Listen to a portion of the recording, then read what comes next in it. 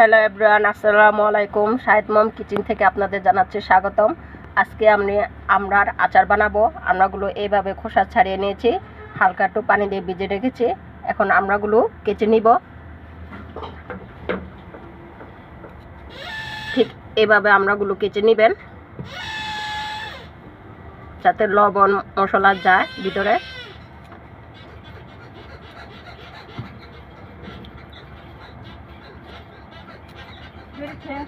সবগুলো আমরা কেচা শেষ। এখন আমি হালকা ভাপ দিয়ে নিব।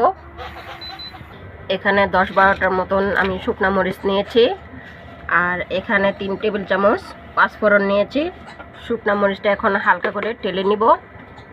দেখুন আমরা কালারটা কিন্তু চেঞ্জ হয়ে গেছে ভাপ দেওয়ার কারণে।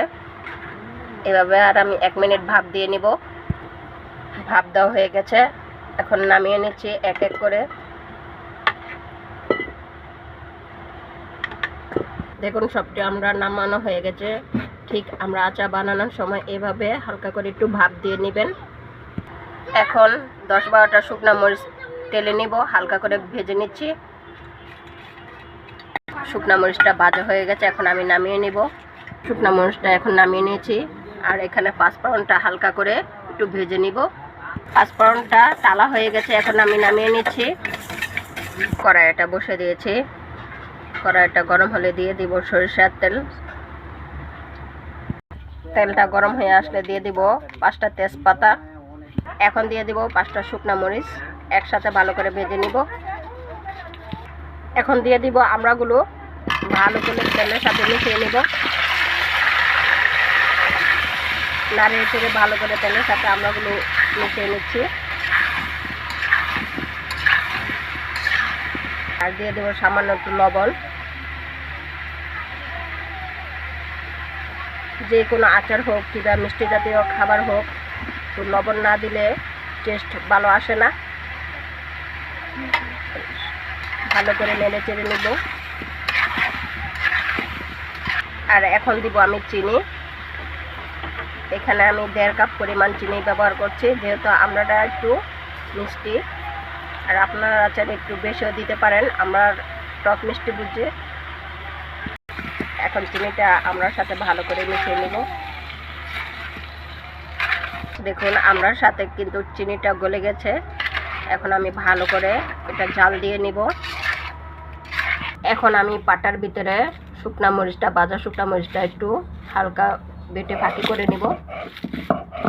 শুকনা মরিচটা বাটা হয়ে গেছে, এখন আমি পাঁচফোড়নটি বেটে নিব। দেখুন আচারটা কিন্তু বলক এসে পড়েছে। চারোর মধ্যে কিন্তু বলক এসে পড়েছে। এভাবে আমড়াটা আর 4 মিনিট আমি জাল দিয়ে নিব, আর এর ভিতরে আমড়াটা সিদ্ধ হয়ে যাবে। আর এখানে আমি শুকনা মরিচ আর পাঁচফোড়নটা ফাঁকি করে নিয়েছি। এখন আমি পাঁচফোড়ন আর মরিচটা ফাঁকি ছিল, এগুলো এখন দিয়ে দিচ্ছি আচারের ভিতরে। এখন ভালো করে নেড়ে চেড়ে আমড়াটা মিশিয়ে নিব।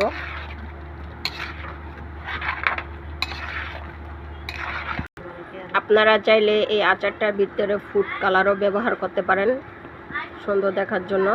আমি এখানে কোনো ফুড কালার ব্যবহার করিনি। ফুড কালার ছাড়াই আমি আমড়া আচারটা করছি। হয়ে গেছে আমার আমড়া মুরব্বার আচার। দেখুন প্রত্যেকটা আমড়ার ভিতরে মশলা ঢুকে গেছে, আর আমড়াগুলো সিদ্ধ হয়ে গেছে। ভিডিওটা যদি ভালো লাগে লাইক, কমেন্ট এবং শেয়ার করে দিবেন। চ্যানেলটা সাবস্ক্রাইব করে দিবেন। আজকে এ পর্যন্ত, আল্লাহ হাফেজ।